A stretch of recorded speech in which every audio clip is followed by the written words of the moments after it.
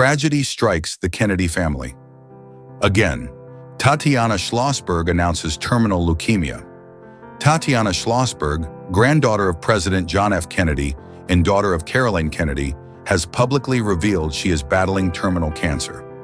In an emotional essay published in The New Yorker, she shared that she has been diagnosed with acute myeloid leukemia, AML, a serious blood cancer, and that her prognosis is devastating. One of her doctors told her she may have about 1 year left to live. Diagnosis. Schlossberg received the diagnosis in May 2024, shortly after giving birth to her second child. According to her own account, doctors noticed a strikingly high white blood cell count just hours after delivery, a count that would later lead to the discovery of her leukemia. The form of AML she has is especially rare. It involves a genetic mutation called inversion 3, a mutation usually found in older patients. Treatment journey. Since her diagnosis, Schlossberg has endured several rounds of chemotherapy, 2 bone marrow stem cell transplants, and participation in clinical trials, including one involving CAR T-cell therapy.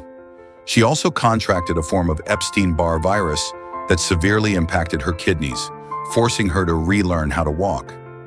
During the most recent clinical trial, she was told by her doctor that they might be able to keep me alive for a year maybe. Personal reflections and family. Schlossberg reflects deeply on her life, her family, and the precious time she has left. She writes of her pain at leaving behind her 2 young children, expressing fear that they may not remember her. She also acknowledges the incredible support she's received from her husband, George Moran, and from her siblings and parents, her mother, Caroline Kennedy, and father, Edwin Schlossberg. In her essay, she confesses a sense of heartbreak over adding another tragedy to what is already a storied and often tragic Kennedy legacy. For my whole life, I have tried to be good. Now I have added a new tragedy to her life, to our family's life, and there's nothing I can do to stop it. Political and institutional criticism. Schlossberg does not shy away from criticizing public policy during her illness. She calls out her cousin, Robert F. Kennedy Jr., who serves as U.S. Secretary of Health and Human Services. She argues that his decisions have undermined medical research that could benefit cancer patients like her. In particular, she laments deep cuts to funding for mRNA vaccine research, noting that technology has the potential to be used against certain cancers. She also raises concerns about the medical institutions treating her.